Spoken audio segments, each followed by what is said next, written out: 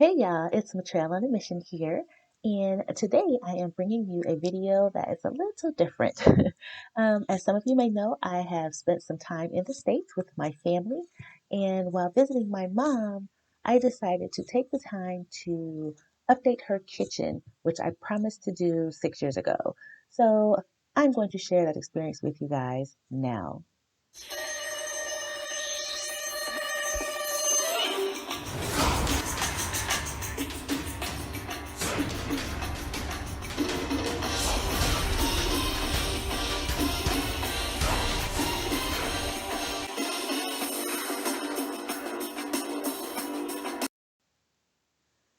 So to get this thing started off, I had to, clear the space out and then remove the cabinets. One of the things I learned in this process is once you remove the cabinets, be sure to go ahead and remove all of the hardware, fill all of the holes with the wood filler so that when you're ready to sand, you're ready to go. Next, after taking all the cabinets down, I updated the light fixture. I had did this before at my daughter's house, and I love the light, so we got the same one at my mom's house. The colors palette for this project is like a light gray, so I got a light gray paint in an eggshell finish. Um, One of the things that I wanted to do with this project is just use different finishes of paint so that each item being painted would be highlighted in its own right. So again, it's a light gray, an eggshell finish. And as you can see, I just applied it simply by cutting it in first and then using a roller to apply the paint to the larger surface areas. Um, I attached a broom handle to my roller brush so that I could paint my ceiling and the high areas without having to use a ladder. All right. Look at it. Looks good, right? I just love how beautiful it turned out. The color pops. It looks cleaner already. Not to say my mom's kitchen wasn't clean, because it is, but this just gray just gives it a nice, fresh, new appearance. It makes it a lot more modern already. So I am super excited. Next, we went on to sand the cabinets. Now, my mom did help me out with this part, but basically, we just used regular sanding blocks with like 80 grit and then kept going down to finer grits until the cabinets were nice and smooth. Yeah, here I am sanding all the rest of it. I think the ratio was like uh, 30 to 3. There's 33 cabinets. My mom sanded about three of them and I did all the rest, but it's okay. She helped and I appreciated it. And then after sanding the cabinets and then wiping them down really well and letting them dry, I went on ahead and applied a white semi-gloss paint. And like I said, I chose semi-gloss because we wanted to have a surface that was easy to wipe and keep clean. Here I am painting the base cabinets and I'm using that same white semi-gloss paint to do it. So yeah, the paint went on really well. I didn't use a primer at all. I did have to apply like 2.5 coats to make it look the way that I wanted it to. So once the cabinets dried, then I went on ahead and applied, or not applied, but installed the hardware. She bought new cabinet pulls, and we decided just to use the same cabinet pulls on the cabinets themselves as well as the drawers. Okay, and they were really sturdy, and shout out to Home Depot for those. Putting the hardware together was pretty easy. I used a drill with the screwdriver attachment, Phillips head attachment, and yeah, I just popped those babies back in. Balancing the cabinets was a little challenging at first, but by the time I got to cabinet number, let's say 20, I was on it. So anyhow, I think it turned out great. They have a nice little sheen, and like I said, they're easy to clean. Next up, I am applying a primer. I decided to apply primer to the ceramic tile backsplash as well as the countertop. And I wanted to do this because I just wanted to make sure that the paint color that I used really would stand out and that it would adhere. and last. Again, this entire renovation is being done with just paint and a few cabinet pulls. So it's a very cost-effective way to update the kitchen. Next is a feature I really love. This is rock face edges. I saw this on a video on YouTube for a company that sells the epoxy that we're using. And they use a putty called Bondo. Well, I didn't have Bondo, so I just decided to go ahead and use some of the wood filler that I had left over after filling the holes on the cabinet. And it worked out fine. So here I sanded the countertop first, wiped it down and dried it off, and then just applied the wood filler in random design and just let it dry. And it looks like a rock face to me. Yeah, so after that, I primed the countertop again using the same primer because, like I said, I want the countertop finish to last, and I want the rock face edge to be protected. So I did use a water-based primer for this part of the project. And look at those edges, they really pop out, don't they? Okay, so at this point now the primer has dried, and I am using a very high gloss paint for the tiles. And I tell you, I only had to use one coat. The paint was very thick and nice. It laid very well, and I'm attributing that to the primer, of course. And it does have just like a really beautiful sheen. But after I did the project, I found out that I could have used a tile paint, which would have given it even a higher gloss finish than what I had. But for now, this will work. When I go back to do more updating in the kitchen, I might change that later.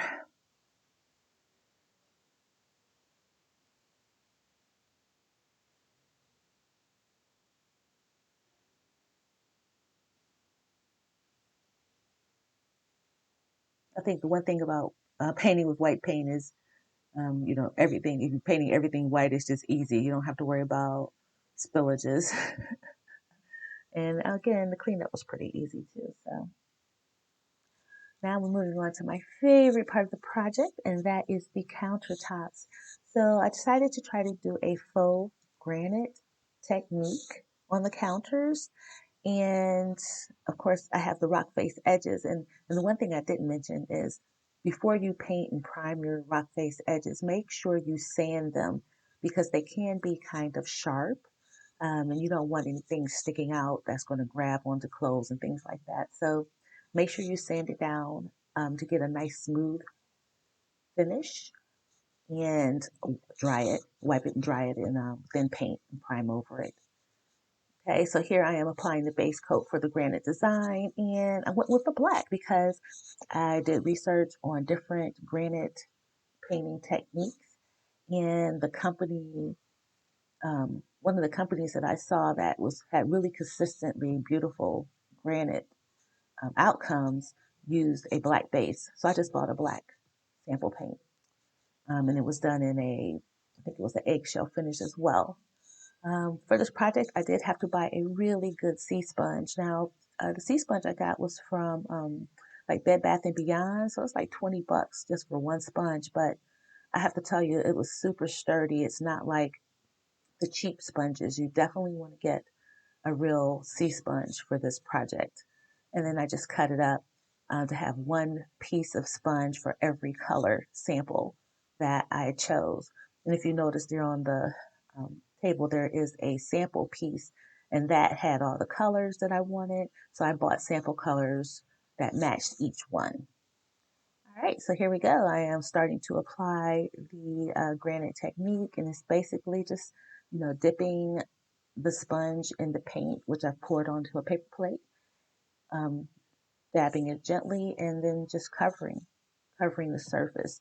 And you want to work in small sections, like maybe 2 foot sections each. Lucky for me, I had this one counter that served as my sample piece. So I just applied the color liberally to it. And so you see the first coat was a brown color that I used, and then the second was a darker gray that I used, the same gray that we used on the floor, or we're going to use on the floor. And then I went back in with a creamy kind of color because I just wanted to kind of pull the countertops, to pull in the carpet and, try to make the colors match the house. I didn't want to do anything that was so cool that you would have to change your carpet. So I made an effort to put some creamy colors in there. The white is the most prevalent color on this counter, as you'll notice as we move forward. So yeah, I just kind of went in and just kept filling in spaces with the sponge with the different layers of color. And that was a white color. And then I'm going to come back in after that with my metallic gray. Now, I love, love, love the metallic gray because it really softened the edges of all the other colors that I had already laid. So that was like my creamy, smoothing, buffering kind of color, if you will. You know how it is like when you're putting on eyeshadow, you put that, you have that one color that kind of blends everything together. And that's pretty much what the metallic silver paint did for me is it served as a blender, so to speak. It blended all the colors together perfectly. And yeah, right now it doesn't look like much of anything, but I just kept going. I said, I have the sample swatch that I was working with, and then I just kept doing what felt right to me. Coming back in now with more of the white color. So now it's starting to take shape and look a little bit more like stone. And you have to make sure you remember to do your edges at the same time too. So now I'm going to create my vein, my darker colors, my one piece of imperfection, so to speak. So I came back in with some of the darker gray, then I added a little more lighter gray, and just kept working the colors in until it started looking like I wanted it to look. And yeah, you do have to have patience for this because it is time consuming, but the results are going to be magnificent. Here I am using some of the metal paint, the metallic silver to soften the edges again. And then I started adding my highlight color. So now I'm bringing a little bit more brown in. And then I'll soften the brown out with more metallic paint.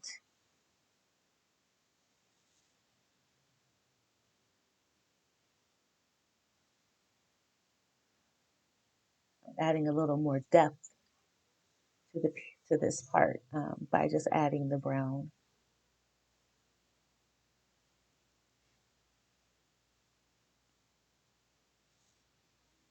Yeah, it's starting to look like a piece of rock to me.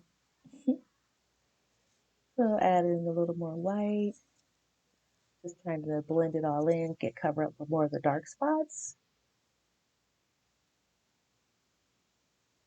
and soften up edges. What y'all thinking? It's starting to look like a rock to me at this point. Adding even more white.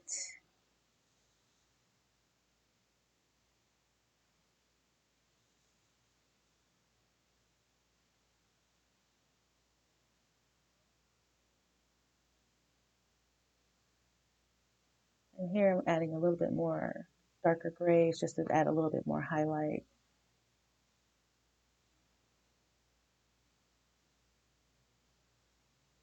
There it is. That's my sample. That was my inspo piece.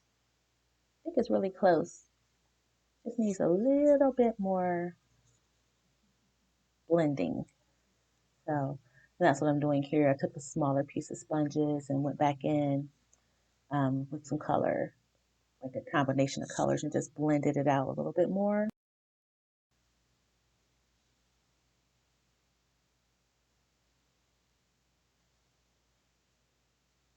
Now here I'm adding a little bit more shadows.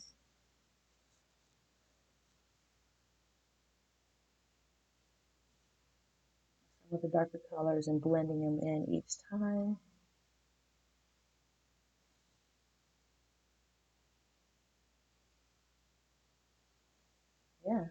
Looks like granite to me. And then I just took and repeated the same process for all of the other countertops. And my mom's kitchen has a lot of counter space actually for it to be such a small galley kitchen. It did have a pretty large counter space, and it took me some time. I would say it took me about maybe 45 minutes to finish getting the granite down or getting that granite look created.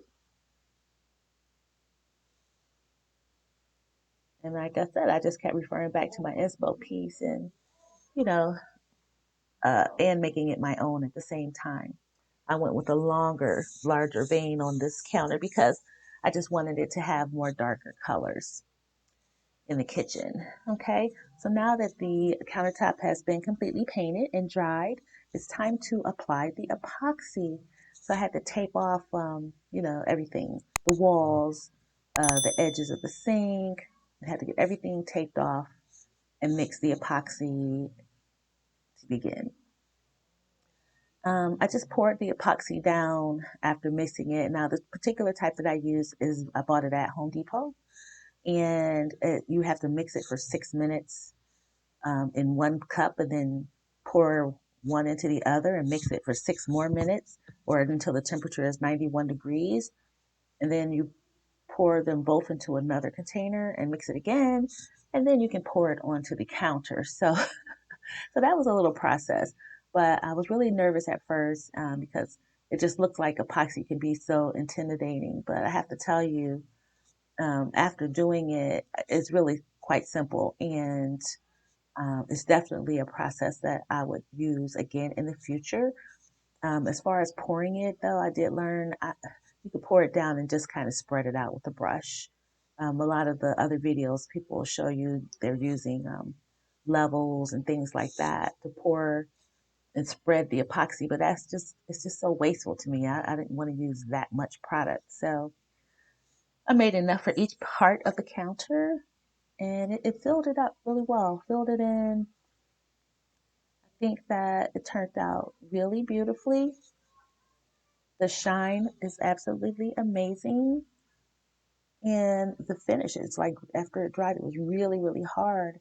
And it looked like a real piece of stone, guys. That does not look like paint to me. Looks like a piece of granite, right? I did that with paint. Yeah, I love it. Now, this part of the process, ask you to use a torch or, a heat source to blow out any air bubbles. I really didn't have many air bubbles at all, but I just went on ahead and blew it just in case it was something I had to do. Because all the other videos I've seen, people were, torching their epoxy.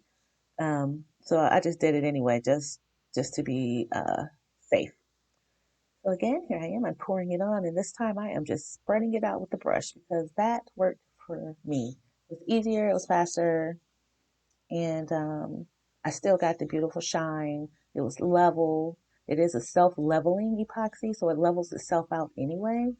So all I basically had to do was just pour it down, spread it, and let it do its thing. And again, here you see I am applying heat, and you can actually see um, the dryer pushing the epoxy towards the edge so that it can go over the edge.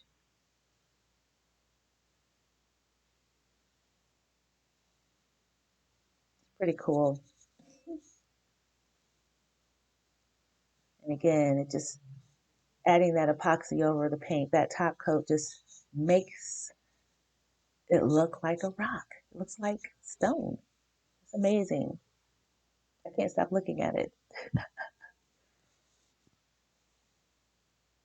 Yeah, I added some little gold in there too. That was my other metallic colors. I have silver metallic, a little bit of gold, just to warm it up and make it work with the beige carpet that's in the house. Yeah, I love it.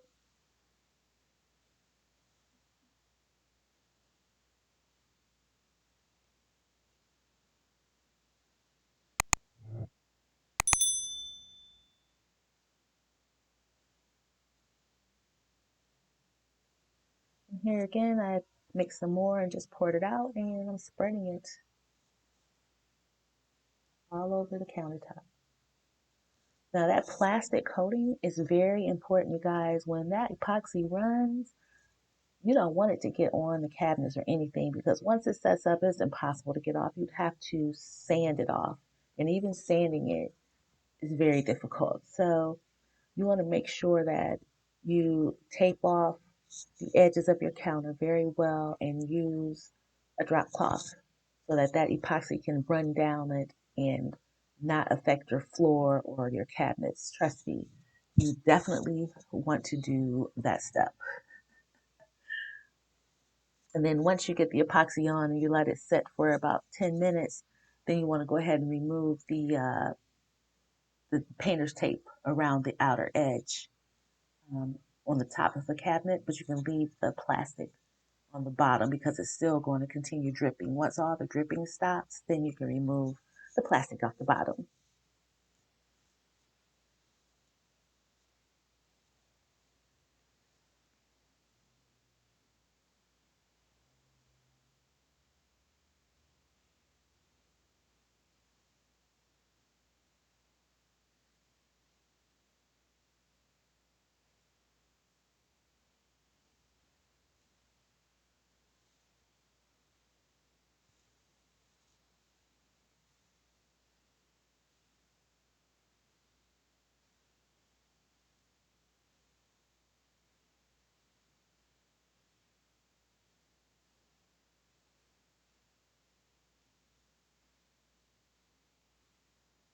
I know I keep showing this, you guys, because I can't stop looking at it. It just looks so much like stone. It's just amazing. And then here I'm showing where I'm mixing equal parts of A and B of the epoxy resin. And then I'm stirring it for that first 6 minutes. And then I'll pour it into another container and then stir it for 6 more minutes prior to pouring it on the counter. And then here you can see with the pour how it just was just really easy to spread out. And it only took a few minutes to do this entire counter.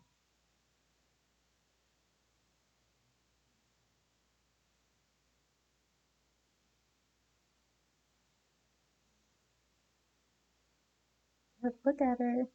Looks like a big piece of granite to me.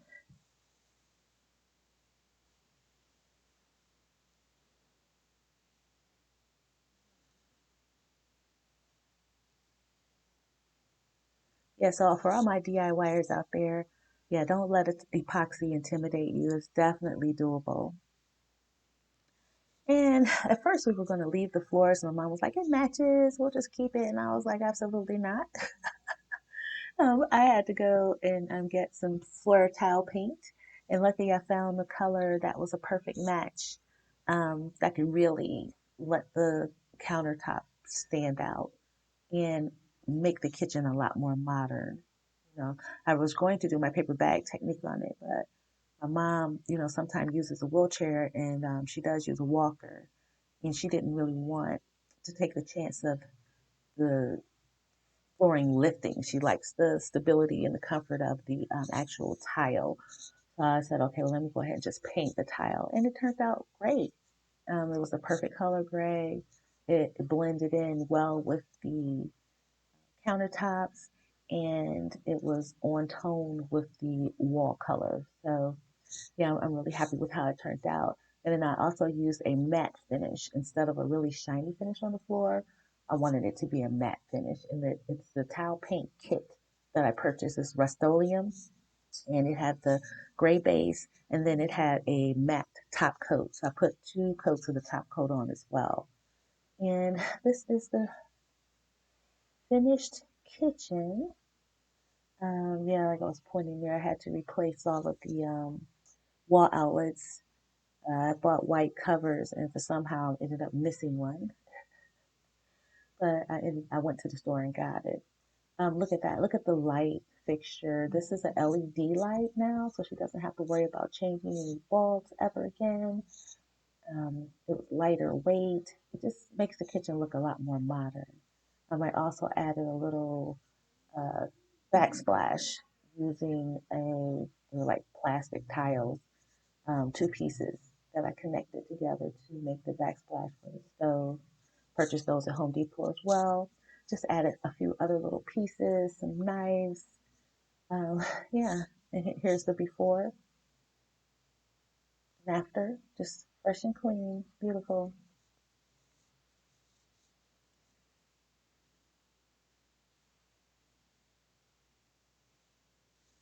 Just a little bit of paint. Brought this kitchen into the current century.